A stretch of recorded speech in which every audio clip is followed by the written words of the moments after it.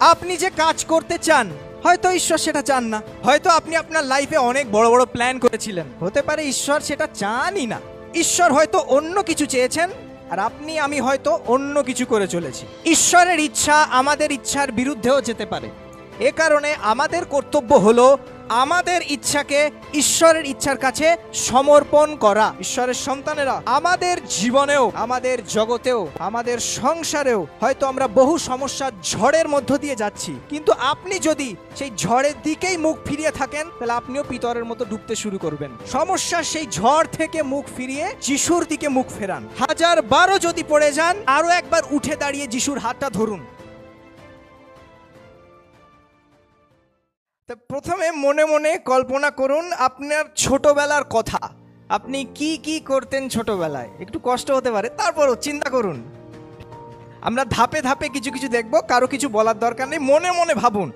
কিছু কিছু mental exercise, মানসিক কিছু চর্চা আজকে আপনাকে দিয়ে আমি করব, কিন্তু আপনার কাউকে কিছু বলার দরকার নেই। জাস্ট নিজে মনে মনে যেখানে বসে আছেন, কারো দিকে কিছু তাকিয়ে কাউকে কিছু বলার দরকার নেই। আপনি যেখানে বসে আছেন এখানে বসে বসে আপনার ছোটবেলার কথা ভাবুন। কি কি করতেন আপনি ছোটবেলায়?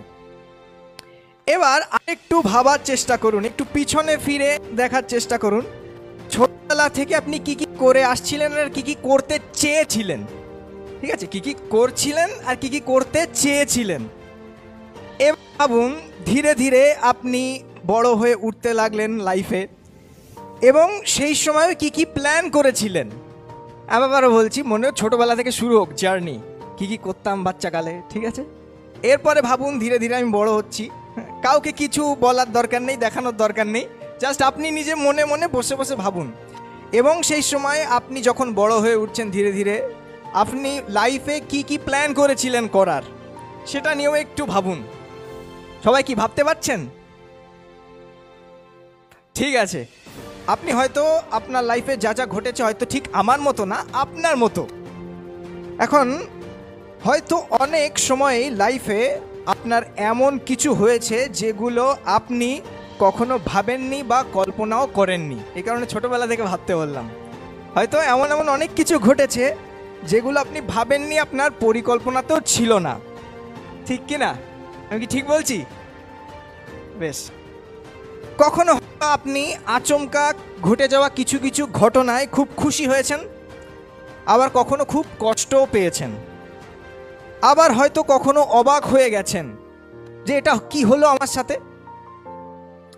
আসুন আমরা আরও এক ধাপ এগিয়ে একটু ভাবার চেষ্টা করি। আমাদের জীবনের পিছনে হয়তো অনেক ঘটনা ঘটেছে, কিন্তু পিছনের ঘটনা ছাড়াও আমাদের বর্তমানের জীবনে, দিন প্রতিদিনের জীবনেও হয়তো আমাদের সাথে এমন অনেক কিছু ঘটে চলেছে, এবং আমরা ভেবে চলেছি এগুলো আমার সাথে কি হচ্ছে। হয়তো ভাবছি আমার সাথেই এইগুলো কেন হয়। হয়তো ভাবি, প্রভু আমি তোমায় কত ডাকছি, কিন্তু তুমি আমার সাথে এটা কি করছো, এই কাজটা আমার হয় না কেন। হয়তো আপনি ভাবছেন, প্রভু তোমায় কত ডাকছি, আমার পরিবারের সমস্যা যায় না কেন। হয়তো আপনি ভাবছেন, এত প্রার্থনা করি আমার ছেলের বা মেয়ের চাকরিটা হয় না কেন। অথবা ভাবছেন, এত প্রভুকে ডাকি, এত চার্চে যাই, আমার মনে শান্তি নেই কেন। ইত্যাদি ইত্যাদি নানা বিষয়। এ কারণে একদম ছোটবেলা থেকে মেলাতে বললাম। কেন? ছোটবেলা থেকে আপনি অনেক প্ল্যান করার পরে হয়তো অনেক কিছু হয়নি, এখন এসেও হয়তো অনেক প্ল্যান করছেন, কিন্তু হয়তো হচ্ছে না। আর এতগুলো আমরা এত কিছু ভাবছি। কি কি আমি আবার বলছি দেখুন, হয়তো অনেক কিছু আমরা করছি দিন প্রতিদিনের জীবনে, আর ভাবছি এগুলো আমার সাথে কেন হয়, প্রভু এত ডাকি হয় না কেন, চাকরি হয় না কেন, এটা হয় না কেন, সেটা হয় না কেন, ইত্যাদি ইত্যাদি। এগুলোকে সবগুলোকে যদি আমরা এক করি, তাহলে সারমর্মে একটা জিনিস আমরা পাই। কি? সেটা হলো এই, আমি এই জিনিসটা চাই আর ঈশ্বর আমায় সেটা দেয় না কেন। এক লাইনে যদি বলি, তার মানে হচ্ছে আমি এই জিনিসটা চাই আর ঈশ্বর আমায় সেটা দেয় না কেন। একটু অন্যভাবে যদি বলি, খাস বাংলায় বলি, তাহলে এমন হবে, প্রভু আমার এইটা চাই, জলদি জলদি দাও দেখি। ঠিক আছে, ভাবখানা এমন যেন আলাদিনের জিনি। ঠিক আছে, যেমন কিরকম, আমরা দেখেছি হয়তো বাচ্চাদের কার্টুন, যে আলাদিন বলে একটা আরব্য একটা রচনা রয়েছে, সেখানে আলাদিনের একটা চেরাগ থাকে, যে চেরাগে এরকম ঘষা দিলে জিনি বেরোয়, জিনিকে হুকুম দেয়, এটা দে ওটা দে ইত্যাদি। ঈশ্বর যেন সেরকম, প্রভু আমি এটা চাই, জলদি জলদি যাও দেখি। কিন্তু এখানে আমাদের প্রশ্ন, আমরা কি আমাদের জীবনে ঈশ্বরের ইচ্ছাকে খোঁজার, বোঝার বা জানার চেষ্টা করেছি? আমরা হয়তো অনেকবার বলছি প্রভু এটা দাও ওটা দাও, আমার ইচ্ছা এই, দাও দাও দাও। আমি আবারও বলছি, আমরা কি আমাদের জীবনে, প্রতিদিনের জীবনে, শুধু মানে আলটিমেট কিছু একটা হবে ভবিষ্যতে এমন না, আমরা আমাদের প্রতিদিনের জীবনে ঈশ্বরের ইচ্ছাকে খোঁজার, বোঝার বা জানার চেষ্টা কি করেছি? আমরা প্রভুর শেখানো প্রার্থনাতে প্রায়ই বলি, তোমার ইচ্ছা যেমন স্বর্গে তেমনি পৃথিবীতে সিদ্ধ হোক।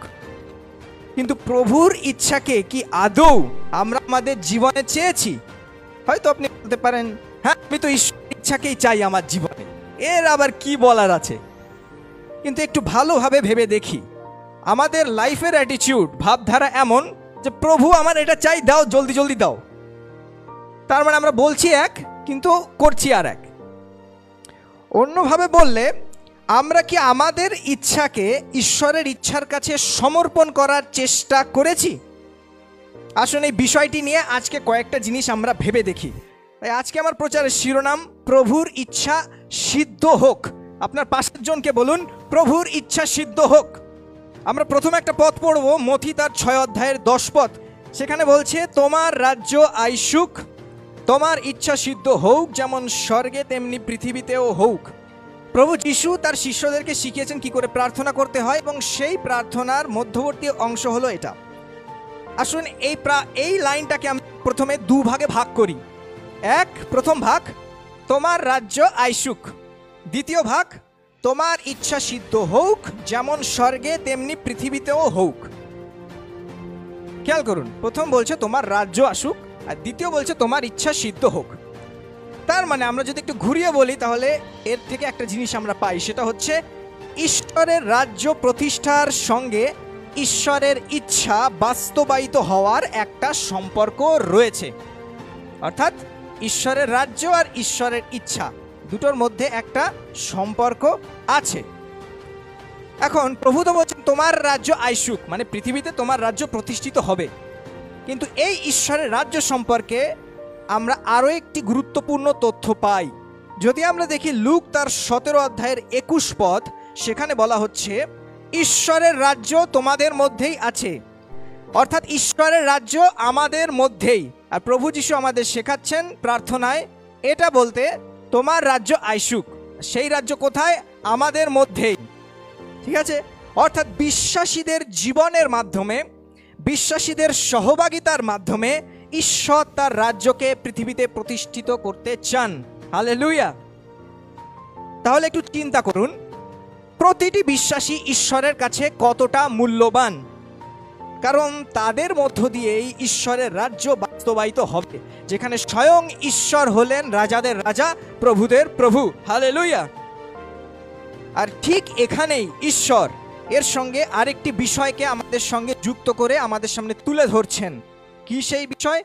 আসুন পদটি পড়ি। মথি 6 অধ্যায় 10 পদ বলছিল, তোমার রাজ্য আইসুক, তোমার ইচ্ছা সিদ্ধ হোক, যেমন স্বর্গে তেমনি পৃথিবীতেও হোক।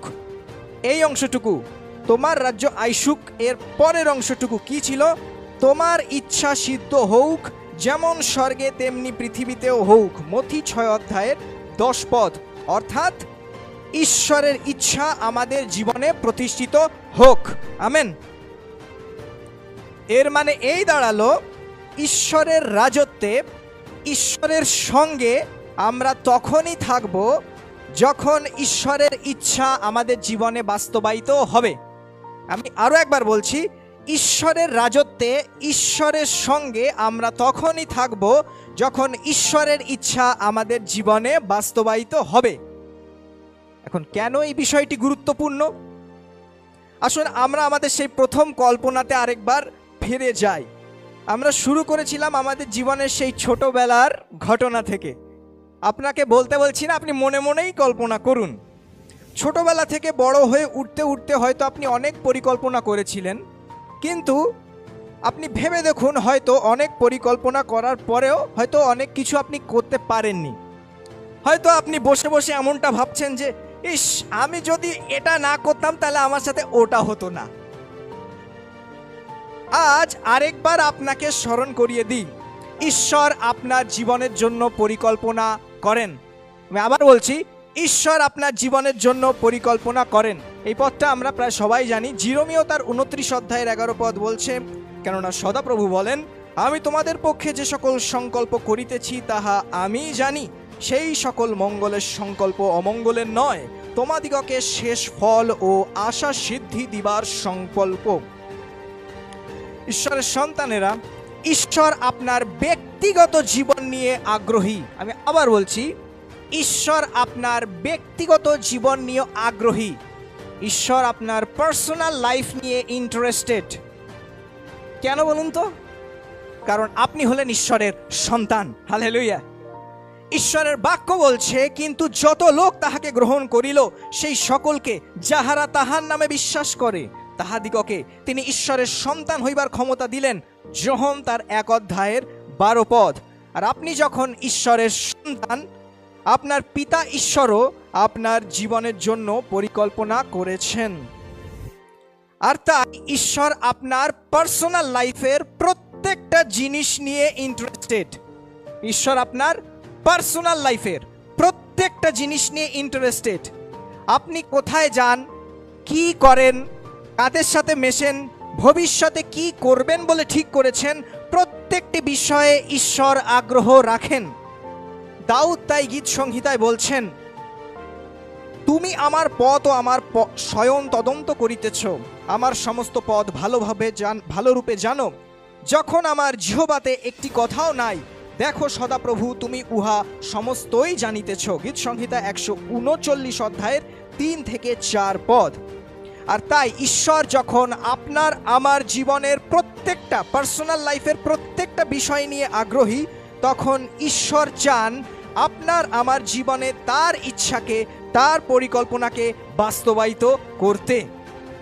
আর এখানেই চলে আসে আসল একটা প্রশ্ন, এবং এই প্রশ্নটি আজকে ভালোভাবে আপনি চিন্তা করুন এবং এটা নিয়ে একটু ভাবুন। সেটা কি?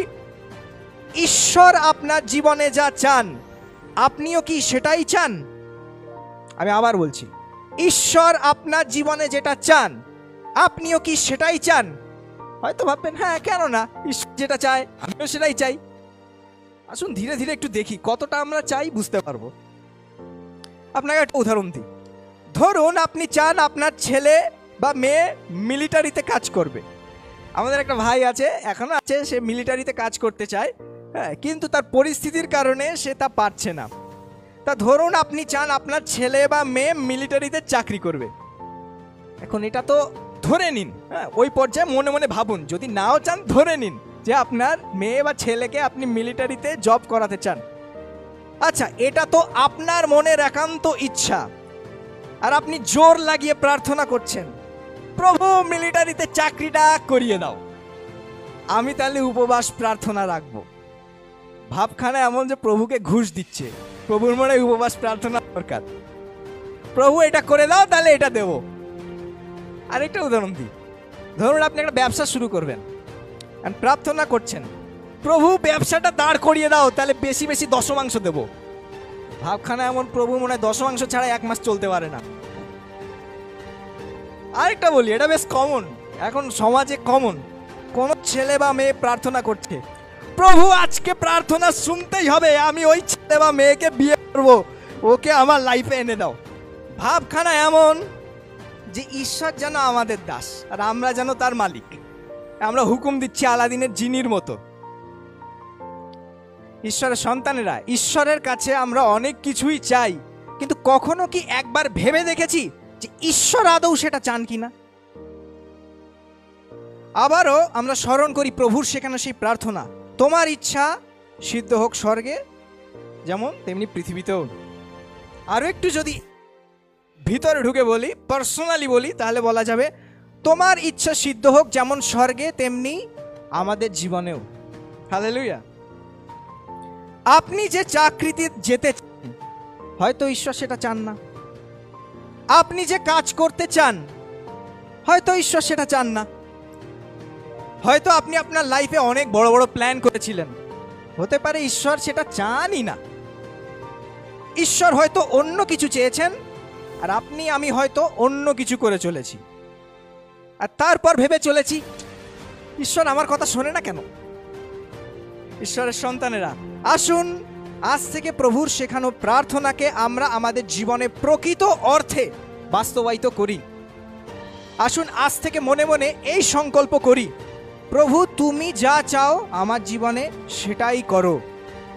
আমরা সবাই একসাথে বলি, প্রভু তুমি যা চাও আমার জীবনে সেটাই করো। এখান থেকে আমরা আরেকটা জিনিস শিখি, সেটা হচ্ছে ঈশ্বরের ইচ্ছা আমাদের ইচ্ছার বিরুদ্ধেও যেতে পারে। আবারও বলছি, ঈশ্বরের ইচ্ছা আমাদের ইচ্ছার বিরুদ্ধেও যেতে পারে।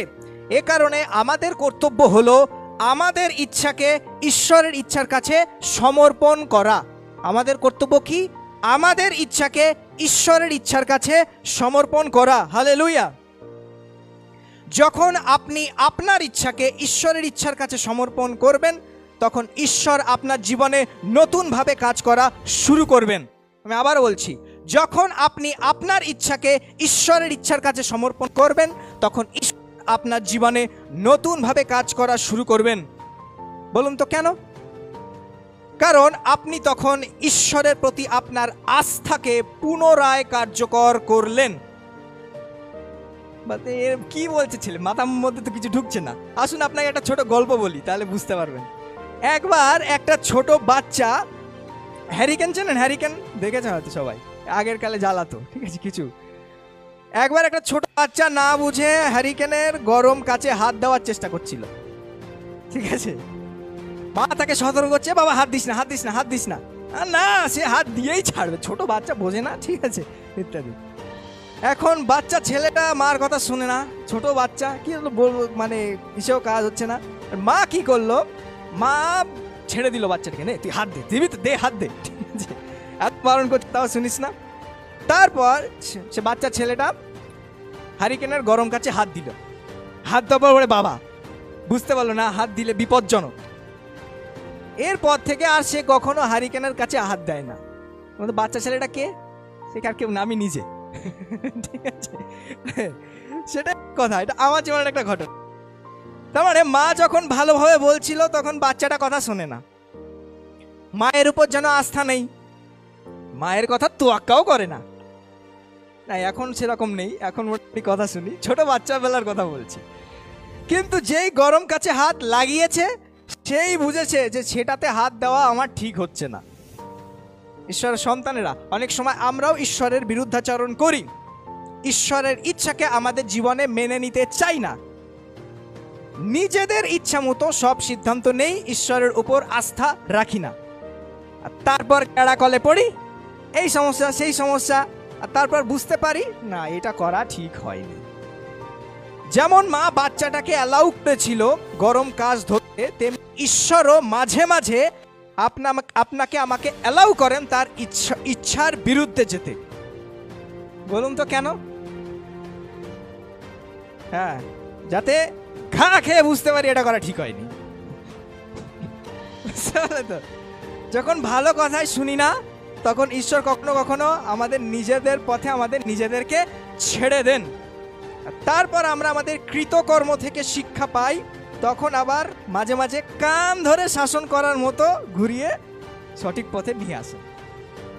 দেখুন, বাইবেলে যদি আমরা ফেরত যাই, সেখানে আদি পুস্তকে ঈশ্বর অব্রাহামকে বলেছিলেন যে অব্রাহামকে তিনি সন্তান দান করবেন, যে সন্তান হবে মনোনীত, আমরা সবাই মোটামুটি জানি।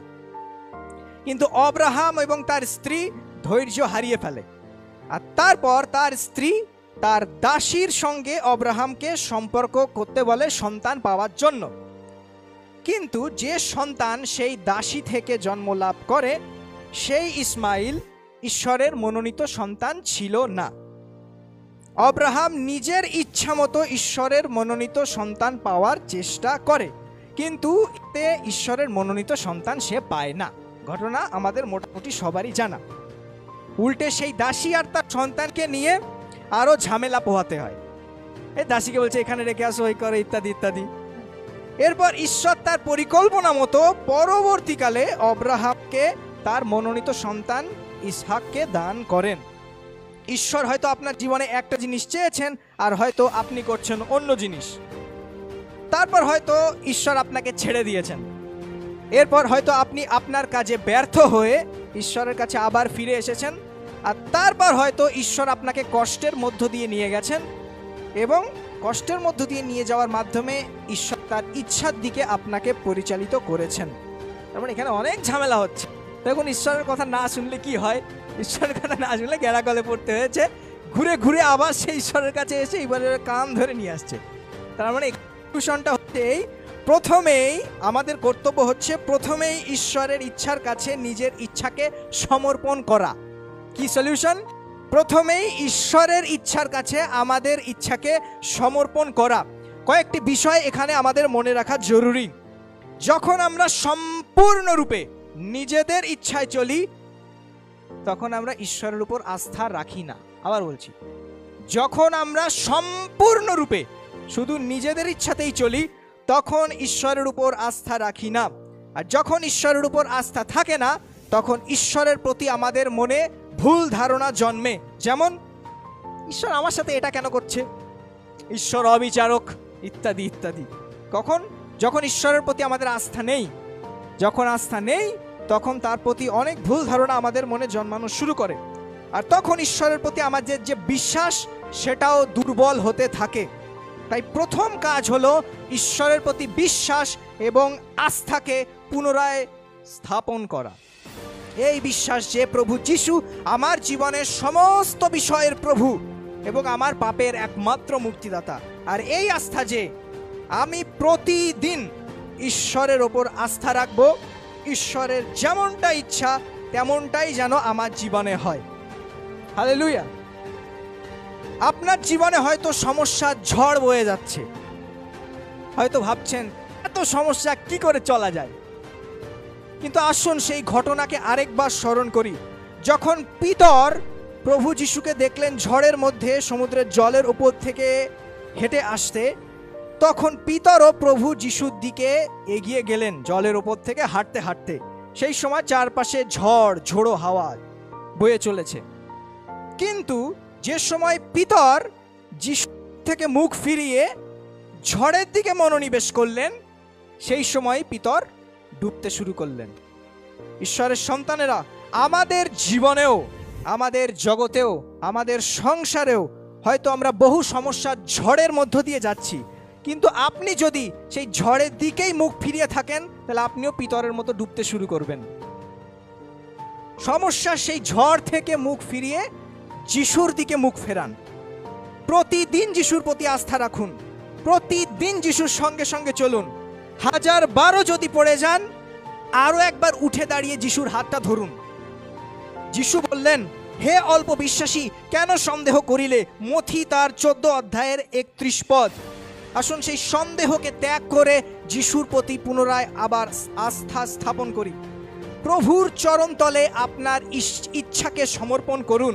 প্রতিদিন বলুন, প্রভু, আমার ইচ্ছা না, তোমার ইচ্ছা সিদ্ধ হোক আমার জীবনে। হালেলুয়া। কখনো কখনো ঈশ্বর আপনাকে কষ্টের মধ্য দিয়েও নিয়ে যেতে পারেন। হয়তো আপনার ভুল সিদ্ধান্তের জন্য নয়, বরং এটাই ঈশ্বরের ইচ্ছা। একটা বাক্য আমরা পড়ি, 2 করিন্থীয় 7 অধ্যায়ের 10 পদ। কারণ ঈশ্বরের মতানুযায়ী যে মনোদুঃখ, তাহা পরিত্রাণজনক, এমন মনোপরিবর্তন উৎপন্ন করে, যাহা অনুশোচনীয় নয়, কিন্তু জগতের মনোদুঃখ মৃত্যু সাধন করে। 2 করিন্থীয় 7 অধ্যায়ের 10 পদ। দেখুন, এখানে বলা হচ্ছে, কারণ ঈশ্বরের মতানুযায়ী যে মনোদুঃখ, তাহা পরিত্রাণজনক। অর্থাৎ ঈশ্বরের পথে চলতে গেলে আপনার যে দুঃখ আসে, এটা আপনাকে ধ্বংস করে না, বরং সে পরিত্রাণের দিকে নিয়ে যায়, এবং এটাতে কোনো অনুশোচনা নেই। কিন্তু এখানে বলছি, কিন্তু জগতের মনোদুঃখ মৃত্যু সাধন করে। কিন্তু জগৎ থেকে আপনি যে দুঃখ পান, এটা আপনাকে ধ্বংসের দিকেই নিয়ে যায়। এর অর্থ হচ্ছে এই যে খ্রিস্টের সঙ্গে সঙ্গে চললেও আপনার জীবনে দুঃখ আসবে, খ্রিস্টকে ত্যাগ করলেও আপনার জীবনে দুঃখ আসবে। কিন্তু খ্রিস্টকে ত্যাগ করে আপনি যখন চলা শুরু করবেন, সেই দুঃখ, সেই কষ্ট, সেই ফ্রাস্ট্রেশন, সেই ডিপ্রেশন থেকে তলিয়ে পিতরের মতো সমস্যার মধ্যেই তলিয়ে যাবেন, কেউ আর বাঁচাতে পারবে না। কিন্তু যখন খ্রিস্টের সঙ্গে সঙ্গে আপনি চলবেন, আপনার জীবনে যে দুঃখ রয়েছে, যে কষ্টের ঝড় রয়েছে, সেটাকে যিশুর হাত ধরে আপনি উঠতে সক্ষম হবেন। হালেলুয়া। আমি জিনিস বলছিলাম প্রথমে, যে কখনো কখনো এ কারণে ঈশ্বর আপনাকে কষ্টের মধ্য দিয়ে নিয়ে যান, এজন্য না আপনি হয়তো কোনো ভুল কাজ করেছেন, এটা এই জন্য হতে পারে, হয়তো এটাই ঈশ্বরের ইচ্ছা। 2 করিন্থীয়র 12 অধ্যায়ে যদি আমরা যাই, সেখানে দেখব পৌল প্রার্থনা করছে বারবার তার কষ্টকে দূর করার জন্য, কিন্তু তারপরেও ঈশ্বর পৌলের যন্ত্রণাকে সরাননি, বরং যন্ত্রণার মধ্য দিয়ে ঈশ্বর প্রকাশ করেছেন। কি প্রকাশ করেছেন? আমার অনুগ্রহ তোমার পক্ষে যথেষ্ট, কেননা আমার শক্তি দুর্বলতায় সিদ্ধি পায়। 2 করিন্থীয় 12 অধ্যায়ের 9 পদ। হয়তো ঈশ্বর আপনাকে দিয়ে কোনো বড় কার্য করাতে চান তার রাজ্যে, তার জন্য হয়তো ঈশ্বর কোনো কষ্টের মধ্য দিয়ে আপনাকে নিয়ে যাচ্ছেন, অথবা ঈশ্বর হয়তো আপনাকে কিছু শেখাতে চান আপনার জীবনের বিভিন্ন কষ্টের পরিস্থিতির মধ্য দিয়ে। আপনি স্মরণ আরেকটি ঘটনা, দানিয়েলের ঘটনা, আমরা হয়তো প্রায় সবাই জানি। দানিয়েলকে কি করা হয়েছিল, কে বলতে পারবে? সানডে স্কুলের ঘটনা। আচ্ছা, দানিয়েলকে তো সিংহের গুহায় ফেলে দেওয়া হয়েছিল, ঈশ্বর কিছু করলো না কেন? আপনি বলতে পারেন যে ফেলে দেওয়া হয়েছিল, তারপরে তো ঈশ্বর কাজ করেছে, তার মানে ফেলে দেওয়ার আগ পর্যন্ত কাজ করেনি, তাই তো? ব্যাপারটা এমন নয়। এর অর্থ ঈশ্বর সেখানে অ্যালাউ করেছিলেন, ঈশ্বর সেখানে পরিস্থিতিটা ঘটার জন্য অনুমতি দিয়েছিলেন যে দানিয়েলকে সিংহের গুহায় ফেলা হোক। তার পরবর্তীতে দানিয়েল ঈশ্বরের ওপর আস্থা হারায়নি, এবং তার পরবর্তীতে ঈশ্বর সিংহগুলোকে এমন করলেন যে দানিয়েলকে তারা আক্রমণ করলো না। অর্থাৎ এই ঘটনা থেকে আমরা একটা জিনিস শিখি, সেটা হচ্ছে এই যে দানিয়েলকে সিংহের গুহায় ফেলে দেওয়া হয় আর ঈশ্বর সেটাকে অ্যালাউ করেন, কিন্তু সেই পরিস্থিতিতেও দানিয়েল ঈশ্বরের উপর আস্থা রাখেন, আর তারপর ঈশ্বর প্রকাশ করেন যে তিনি সিংহেরও ঈশ্বর, প্রাণীকুলেরও ঈশ্বর। হয়তো ঈশ্বরও আপনার কষ্টের মধ্য দিয়ে তার মহিমাকে আপনার কাছে প্রকাশ করতে চান, যেমন তিনি পৌলকে বলেছিলেন, আমার অনুগ্রহ তোমার পক্ষে যথেষ্ট, কেননা আমার শক্তি দুর্বলতায় সিদ্ধি পায়। 2 করিন্থীয় 12 অধ্যায়ের 9 পদ। হালেলুয়া।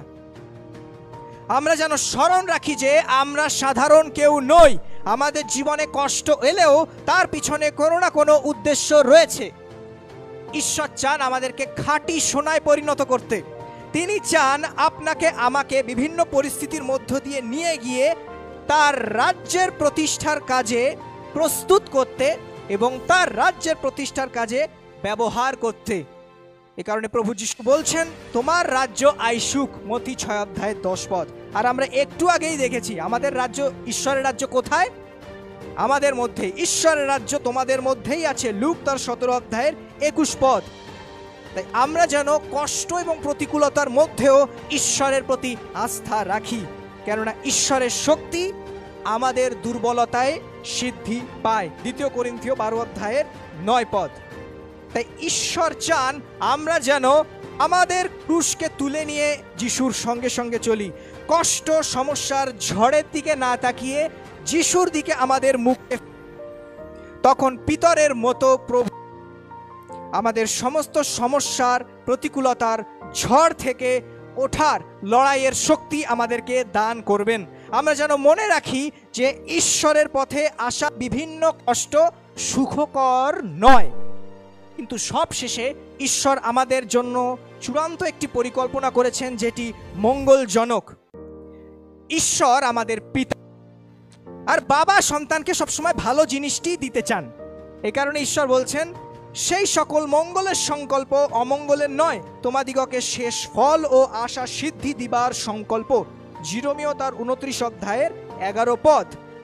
আর বাবা যখন ভালো জিনিসটি সন্তানকে দেবেন, তখন শত কষ্ট সত্ত্বেও ঈশ্বর আপনার জন্য চূড়ান্ত পর্যায়ে মঙ্গলজনক কিছু রেখেছেন, আপনার এবং আমার উচিত আমরা যেন ঈশ্বরের প্রতি আস্থা রাখি, তার পরিকল্পনার ওপর আস্থা রাখি। কারণ জীবন যুদ্ধে উঠে দাঁড়িয়ে লড়াইয়ের জন্য ঈশ্বর ব্যতীত দ্বিতীয় কোনো অবলম্বন নেই। যদি ঈশ্বরের প্রতি সকল পরিস্থিতিতে আমরা আশা রাখতে পারি, তবে তিনি সকল কষ্টের মধ্য দিয়েও আমাদেরকে সবচেয়ে উত্তম বিষয়ের দিকে নিয়ে যাবেন। হালেলুয়া। আর এখানেই হলো আমাদের আসল পরীক্ষা। বলুন তো কেন? কারণ আমরা প্রায় সময়ই ঈশ্বরের ওপর আস্থা রাখতে পারি না। তার মধ্যে একটা বড় বিষয় হলো এই, আমরা এরকম বলে থাকি, এত যিশুকে ডাকি আমার তো প্রার্থনার উত্তর দেয় না। হয়তো সামনাসামনি লোকের মুখে বলি না, তাহলে লোকে কি বলবে, তুই তো বিশ্বাসী, তুই এইসব কথা বলছিস কেন? কিন্তু মনে মনে ভাবি, এত ডাকছি কই, প্রভু তো উত্তর দেয় না, কি যিশু যিশু করে কি হবে আর? তার মানে এটাই আমাদের আসল পরীক্ষা। কারণ আমরা অনেক সময় প্রভুর প্রতি আস্থা রাখতে পারি না। আর তখন ভাবতে শুরু করি যে ঈশ্বর আমার প্রার্থনার জবাব দেয় না কেন। আর এখানে আমরা শেষ একটা জিনিস দেখব, আর তা হলো ঈশ্বরের ইচ্ছাই আমার প্রার্থনার উত্তর। আপনার পাশের জনকে বলুন, ঈশ্বরের ইচ্ছাই আমার প্রার্থনার উত্তর।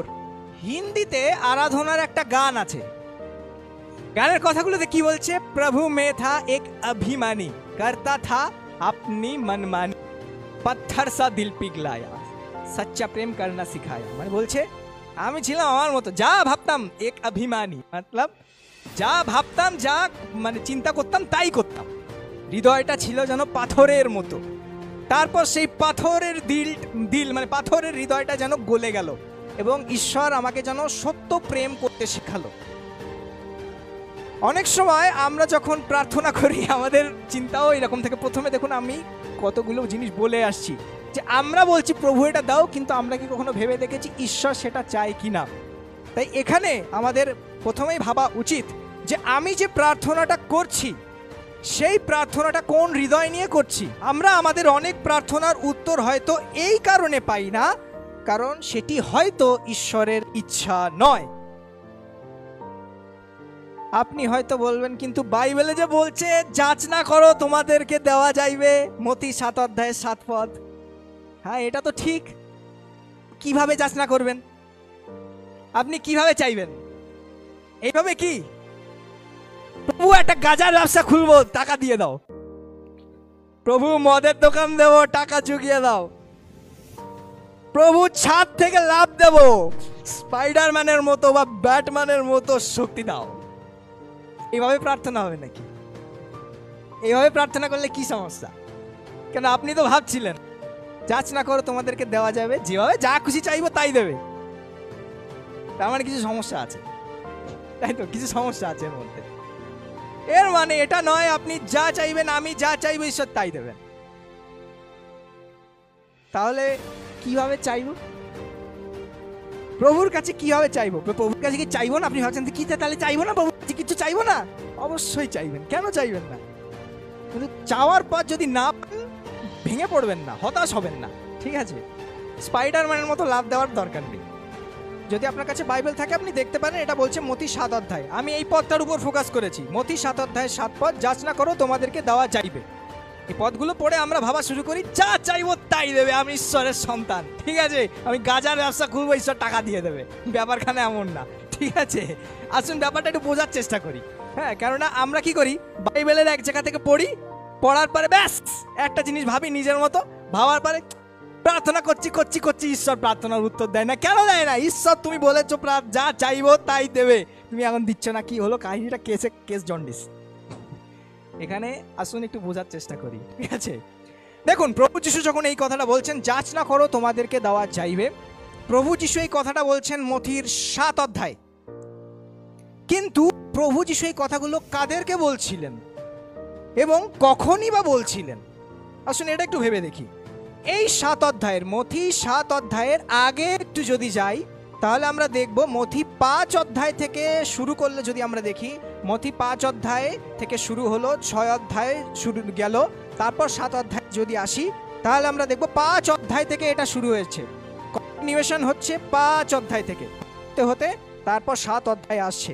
এবং আমরা যদি 5 অধ্যায় থেকে পড়া শুরু করি তাহলে দেখব প্রভু যিশু একটা বড় পাহাড়ের উপর উঠলেন, পাহাড়ের উপর উঠে বসে জিহুদীদেরকে এই কথাগুলো আসলে বলা শুরু করেছিলেন এবং সেখানে তিনি প্রথমে জিহুদীদেরকে তাদের ধর্মীয় ব্যবস্থা, ধর্মীয় বিধিবিধানের কথা স্মরণ করিয়ে দিচ্ছিলেন।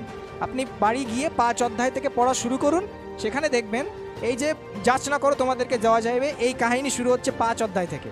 সেখান থেকে দেখি প্রভু যিশু একটা পাহাড়ে উঠলেন, জিহুদীরা তার সামনে রয়েছে, জিহুদীদেরকে তিনি এই কথাগুলো বলছেন এবং যখন কথাগুলো বলা শুরু করছেন 5 অধ্যায় থেকে হলো 6 অধ্যায় হলো, তখন তিনি প্রথমে জিহুদীদেরকে তাদের ধর্মীয় ব্যবস্থা, ধর্মীয় নিয়মকানুন, তারা জিহুদীরা যেটা ফলো করতো পুরাতন নিয়মে, সেই ধর্মীয় ব্যবস্থা, সেই ধর্মীয় নিয়মকানুনকে প্রভু যিশু স্মরণ করিয়ে দিচ্ছেন এবং স্মরণ করিয়ে দিতে দিতে সেই ধর্মীয় ব্যবস্থা, সেই ধর্মীয় নিয়মকানুনকে প্রভু যিশু আবার নতুন করে তাদের কাছে ব্যাখ্যা করছেন।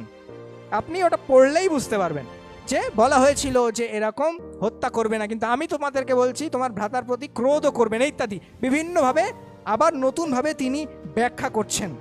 এখানে আমরা সেই বিধি ব্যবস্থাগুলোর বিস্তারিত ব্যাখ্যাতে যাব না, কিন্তু একটা জিনিস এখান থেকে আমরা দেখব, সেটা হচ্ছে এই জিহুদীদের কাছে প্রভু যিশু যখন ঈশ্বরের বিধি ব্যবস্থা, ঈশ্বরের নিয়মকানুনকে ব্যাখ্যা করছে, তখন ঈশ্বরের নিয়মকানুনের অর্থ কি? ঈশ্বরের নিয়মকানুনের অর্থ হলো তিনি যেটা চান, ঠিক কিনা? অর্থাৎ ঈশ্বরের ইচ্ছাকে প্রভু যিশু জিহুদীদের সামনে ব্যাখ্যা করছিলেন এবং তিনি সেটাকে আবার নতুনভাবে ব্যাখ্যা করলেন। যখন সেই ঈশ্বরের ইচ্ছাকে প্রভু যিশু জিহুদীদের সামনে ব্যাখ্যা করলেন, সেই ঈশ্বরের ইচ্ছার উপর ভিত্তি করে, ঈশ্বরের ইচ্ছার ব্যাখ্যার উপর ভিত্তি করে প্রভু যিশু তারপর বললেন তোমরা যাচনা করো, চাও তোমাদেরকে দেওয়া যাইবে। তার মানে যদি ঈশ্বরের ইচ্ছা অনুযায়ী আমরা প্রতিনিয়ত চলি, তবে আমাদের প্রার্থনাগুলো ঈশ্বরের ইচ্ছারই অনুগামী হবে। যোহন 15 অধ্যায়ের 7 পদ, যাচনা করো তোমাদেরকে দেওয়া যাইবে, কিন্তু দুটো শর্ত তিনি এখানে দিয়েছেন। 1, তোমরা যদি আমাতে থাকো। 2, এবং আমার বাক্য যদি তোমাদের মধ্যে থাকে, তাহলে কি হবে? তবে তোমাদের যাহা ইচ্ছা হয় যাচনা করিও, তোমাদের জন্য তাহা করা যাইবে। আমরা কি করি? প্রথম অংশটুকুর উপর অত ফোকাস করি না। ও ঠিক আছে, আমি তো প্রভুতে আছি, আমি তো বিশ্বাসী, কি সমস্যা? ঈশ্বরের বাক্য তো আমি পড়ি, আমি যা চাইবো ঈশ্বর তাই দেবে। লাস্টের অংশটুকুর উপর ফোকাস, যা চাইবে তাই দেবো। প্রথম অংশটুকু নিয়ে অত মাথা ব্যথা নেই। আসুন প্রথম অংশটুকু নিয়ে আজকে একটু ভাবি। দুটো শর্ত প্রভু যিশু বলছেন। 1, তোমরা যদি আমাতে থাকো। 2, আমার বাক্য যদি তোমাদের মধ্যে থাকে। আচ্ছা, প্রথমে আমরা প্রশ্ন করি, আমরা প্রভু যিশুতে থাকবো। প্রভু যিশু বলছেন তোমরা যদি আমাতে থাকো, তাহলে প্রভু যিশুতে থাকতে হবে। কিভাবে প্রভু যিশুতে থাকবো? আসুন আমরা আমাদের নিজেদের ব্যাখ্যা, বাইবেলের ব্যাখ্যা থেকে দেখি। বাইবেলই এর উত্তর দিচ্ছে। প্রথম যোহনের প্রথম পত্র, তার 2 অধ্যায়ের 6 পদ, সেখানে বলা হচ্ছে যে বলে আমি তাহাতে থাকি, মানে যিশুতে থাকি, তাহার উচিত যে তিনি মানে যিশু যেমন চলিতেন সেও তদ্রূপ চলে। প্রথম যোহন 2 অধ্যায়ের 6 পদ। তার মানে প্রভুতে থাকতে হলে প্রভু যিশুর মতো হতে হবে। সোজা হিসাব, প্রভু যিশুতে থাকতে গেলে প্রভু যিশুর মতো হতে হবে। আচ্ছা, আমাদের মধ্যে স্বপ্নে না, সামনাসামনি প্রতিদিন প্রভু যিশুকে কে দেখে? তার মানে সোজা কথা, আমরা কেউ যিশুকে সরাসরি দেখিনি। ঠিক, দর্শনে আপনি দেখতে পারেন, আমি সেটাকে অস্বীকার করছি না। দর্শনে প্রভু যিশু এসে আপনাকে দেখা দিতে পারেন, কিন্তু সোজা কথা হলো আমরা নিজেদেরকে যেভাবে দেখছি এভাবে কেউ প্রভু যিশুকে দেখিনি। আচ্ছা, তাহলে আপনি প্রভু যিশুর মতো কিভাবে হবেন? যোহনের প্রথম পত্রে বলা হচ্ছে যিশুতে থাকার অর্থ হলো তার মতো হতে হবে, তার মতো চলতে হবে, যিশুর মতো হতে হবে। যিশুকে তো আপনি দেখেননি সরাসরি, যিশুর মতো কিভাবে হবেন? আমি এটা সোজাসুজি বলতে পারতাম, ঘুরিয়ে বললাম যাতে করে আপনি চিন্তা করেন। ঈশ্বরের বাক্য থেকে যিশু সম্পর্কে জানার মাধ্যমে। হালেলুয়া। এই কারণে প্রভু যিশু যোহনের 15 অধ্যায়ের 7 পদে বলছেন তোমরা যদি আমাতে থাকো এবং আমার বাক্য যদি তোমাদের মধ্যে থাকে। তার মানে যিশুর মতো আপনি হতে পারবেন কখন? যখন যিশুর বাক্যকে আপনি জানবেন। হালেলুয়া। এবং খ্রিস্ট আরও বলছেন যোহন 14 অধ্যায়ের 15 পদে, তোমরা যদি আমাকে প্রেম করো তবে আমার আজ্ঞা সকল পালন করিবে। আজ্ঞা সকল কি করে পালন করব? যিশুকে তো দেখিনি, যিশুকে তো কথা বলতে দেখিনি। একই, ঈশ্বরের বাক্যকে জানার মাধ্যমে। এই কারণে প্রভু যিশু বলছেন আমার বাক্য যদি তোমাতে থাকে। তার মানে দুটো কন্ডিশন কি ছিল যোহন 15 অধ্যায়ের 7 পদে? তোমরা যদি আমাতে থাকো আর আমার বাক্য যদি তোমাতে থাকে, এই দুটো অংশের উপর আমরা ফোকাস করি না। এই দুটো অংশের উপর যদি ফোকাস করি তাহলে কি পাই? তাহলে এটাই পাই, অর্থাৎ যিশুতে থাকতে হলে যিশুর মতো হতে হবে। যিশুর মতো হতে গেলে যিশুর বাক্যকে পালন করতে হবে। যিশুর বাক্যকে পালন করতে হলে যিশুর আজ্ঞা বা নির্দেশ মেনে চলতে হবে। যিশুর আজ্ঞা বা নির্দেশ মানার অর্থ কি? মানে যিশুর ইচ্ছা অনুসারে চলতে হবে। তার মানে সোজা কথায় যিশুতে থাকার জন্য যিশুর ইচ্ছা অনুসারে চলতে হবে। বিশাল ক্যালকুলাস ফর্মুলা চলে আসলো কি, যিশুতে থাকতে গেলে যিশুর ইচ্ছা মতো চলতে হবে। আর যোহন 15:7 কি বলছিল? তোমরা যদি আমাতে থাকো এবং আমার বাক্য যদি তোমাদের মধ্যে থাকে, তবে তোমাদের যাহা ইচ্ছা হয় যাচনা করিও, তোমাদের জন্য তাহা করা যাইবে। যোহন 15:7। অর্থাৎ প্রভু যিশুতে থাকতে গেলে প্রভু যিশুর ইচ্ছা অনুযায়ী চলতে হবে। আমরা বলছে তোমরা যদি আমাতে থাকো আর আমার বাক্য তোমাদের থাকে, মানে সেই খ্রিস্টের ইচ্ছা অনুসারে আপনাকে চলতে হবে। আর যখন যিশুর ইচ্ছা অনুযায়ী আপনি চলবেন, তখন আপনি আপনার প্রার্থনায় যা চাইবেন ঈশ্বর তার উত্তর দেবেন। কিন্তু এর মধ্যে আরেকটা বিষয় আছে, ঠিক আছে? এটা আপনি ভাবতে পারেন ঠিক আছে আজ থেকে যিশু সব কথা মেনে চলবো, তারপর দেখছেন কাজ হচ্ছে না, ঠিক আছে? এর মধ্যে আরো একটা জিনিস আছে, কেননা বাইবেলের গোটাটা আমরা দেখার চেষ্টা করি। এখানে আরো একটি বিষয় বাকি রয়েছে, যেটা হলো এখানে ঈশ্বর তার পবিত্র আত্মা দ্বারা আপনাকে তার ইচ্ছার দিকে চালিত করবেন। আবার বলছি, ঈশ্বর তার পবিত্র আত্মা দ্বারা আপনাকে তার ইচ্ছার দিকে চালিত করবেন। দেখুন, আমি কেরির অনুবাদ থেকে পড়ছি, এই অংশটুকু পড়ছি। লুক 11:13 শেষের দিকে বলা হয়েছে, ইহা কত অধিক নিশ্চয় যে স্বর্গস্থ পিতা যাহারা তাহার কাছে যাচনা করে তাহাদিগকে পবিত্র আত্মা দান করিবেন। লুক তার 11:13 কেরির অনুবাদ। তার মানে দেখুন, এখানেও সেই যাচনা করার কথা বলা হয়েছে এবং শেষে গিয়ে বলা হয়েছে পবিত্র আত্মা দান করবেন। তার মানে ঈশ্বরের কাছে চাওয়ার সঙ্গে, ঈশ্বরের কাছে যে আপনি চাইছেন, এই চাওয়ার সঙ্গে পবিত্র আত্মার একটা উপস্থিতি জড়িয়ে রয়েছে। আবারও বলছি, ঈশ্বরের কাছে চাওয়ার সঙ্গে পবিত্র আত্মার একটা উপস্থিতি জড়িয়ে রয়েছে। এবার আসুন এই গোটা যে বিষয়গুলো, এই বিষয়টাকে আরেকটু যদি 3টে পয়েন্টে আমরা দেখি, তাহলে কি দাঁড়াবে? আপনাকে প্রভু যিশুতে থাকতে হবে, নাম্বার 1। তার জন্য যিশু খ্রিস্টের ইচ্ছা অনুযায়ী আপনাকে চলতে হবে, নাম্বার 2।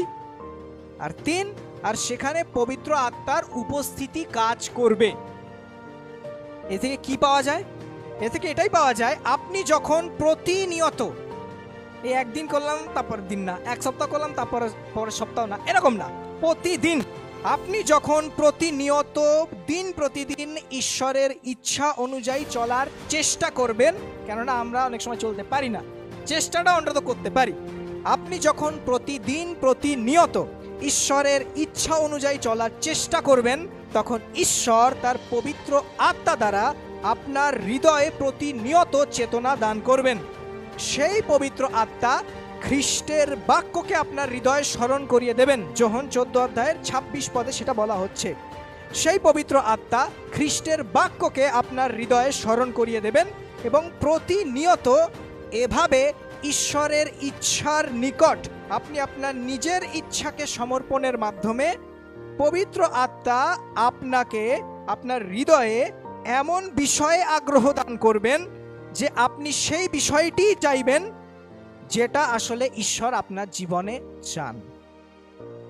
হ্যাঁ, এটা কি? সোজা কথায় বললে, যখন আপনি প্রতিনিয়ত ঈশ্বরের ইচ্ছা অনুসারে চলার চেষ্টা করবেন, তখন পবিত্র আত্মা দ্বারা ঈশ্বর আপনার হৃদয়ে চেতনা দান করবেন এবং আপনাকে এমন বিষয়ের দিকে চালিত করবেন, আপনার হৃদয়ে এমন আগ্রহ সৃষ্টি করবেন যে ঈশ্বরের ইচ্ছার দিকে আপনি চালিত হয়ে আপনার হৃদয় থেকে আপনি সেই বিষয়টিই চাইবেন যেটা আসলে ঈশ্বর আপনার জীবনে চায়। আর তখন আপনি ঈশ্বরের ইচ্ছা অনুযায়ী যখন ঈশ্বরের কাছে আপনার চাওয়াকে পেশ করবেন, ঈশ্বর আপনার প্রার্থনাকে পূরণ করবেন। হালেলুয়া। তার মানে একটা জায়গা দেখে আমরা বলতে পারি না প্রভু চাইছি দিয়ে দাও, না। কেন? কারণ ঈশ্বরের ইচ্ছাই হলো মূলত আপনার প্রার্থনার উত্তর। তাই যদি আপনি দেখছেন যে আপনার প্রার্থনার উত্তর আপনি পাচ্ছেন না, তবে এটা ভাববেন না যে ঈশ্বর কি করছে আমার সাথে, বরং এটা ভাবুন যে আমি হয়তো ঈশ্বরের ইচ্ছা অনুসারে চলতে পারছি না। আর তারপর ঈশ্বরের চরণ তলে আসুন, প্রভুর শেখানো সেই প্রার্থনা নিয়ে, প্রভু তোমার ইচ্ছা সিদ্ধ হোক আমার জীবনে। যদি আমি ভুল পথে গিয়ে থাকি, ভুল সিদ্ধান্ত নিয়ে থাকি, তবে আমায় সাহায্য করো তোমার পথে ফিরে আসতে, আমায় সাহায্য করো তোমার সঙ্গে সঙ্গে চলতে। এই প্রার্থনা নিয়ে আসুন আমরা প্রভু যিশুর কাছে আসি। আর তাই আসুন আজ আরেকটি বার আমরা নিজেদের মনকে বলি, খ্রিস্ট তার রক্ত দিয়ে আমায় কিনে নিয়েছেন, তাই আমার ইচ্ছা সমর্পিত হয়ে গেছে খ্রিস্টের চরণতলে। আমি আবার রিপিট করছি, খ্রিস্ট তার রক্ত দিয়ে আমায় কিনে নিয়েছেন, তাই আমার ইচ্ছা সমর্পিত হয়ে গেছে খ্রিস্টের চরণতলে। আমি আমার প্রচার শেষ করব রবীন্দ্রনাথের গানের কয়েকটা লাইন দিয়ে। রবীন্দ্রনাথ গানের একটা জায়গাতে এমন বলছেন, তুমি যদি বলো এখনই করিব বিষয় বাসনা, বিসর্জন দিব শ্রীচরণে, বিষয় দিব কাতরে, বিষয় দিব তোমার লাগি, বিষয় বাসনা বিসর্জন। রবীন্দ্রনাথ বলছেন, আমার বিষয় বাসনাকে তোমার চরণতলে আমি বিসর্জন দেব।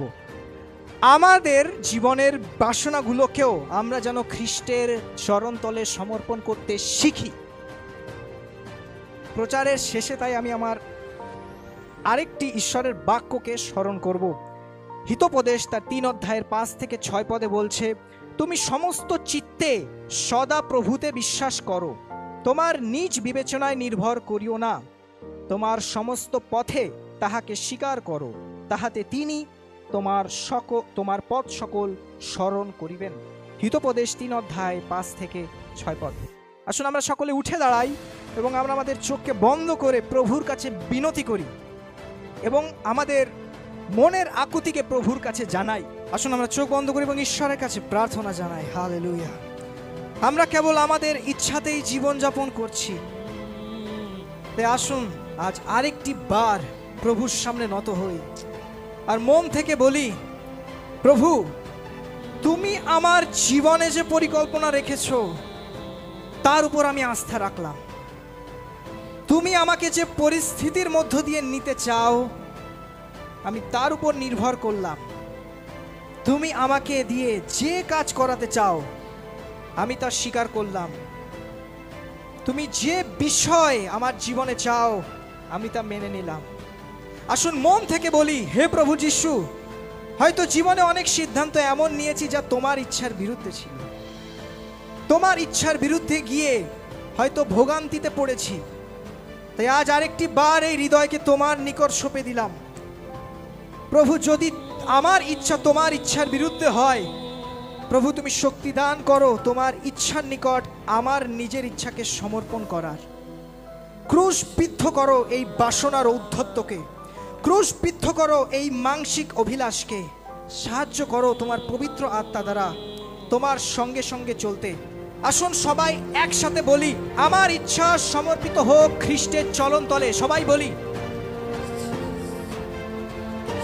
আরো একবার, আমার ইচ্ছা সমর্পিত হোক খ্রিস্টের চরণতলে। শেষ আরেকবার, আমার ইচ্ছা সমর্পিত হোক খ্রিস্টের চরণতলে।